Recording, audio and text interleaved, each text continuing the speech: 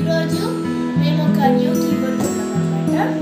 ఇది మేము ఈరోజు అప్లోడ్ చేయాలి. నా వీడియో మీకు ఇప్పుడు మనం ఫస్ట్ ఇది కట్ చేయాలి. సో మేము కట్ చేద్దాం.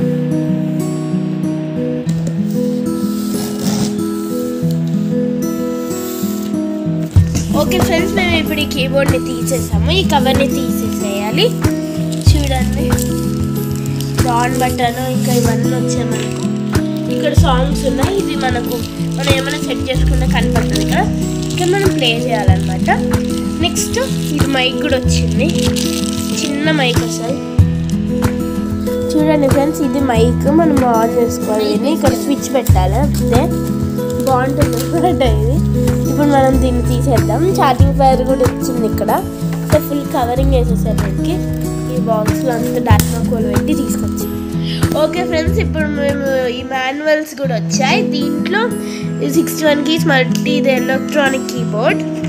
దీంట్లో మనకి ఏం కావాలన్నా ఉంటుంది. చూడండి, ఈ టోన్స్ అన్నివి డెమోస్.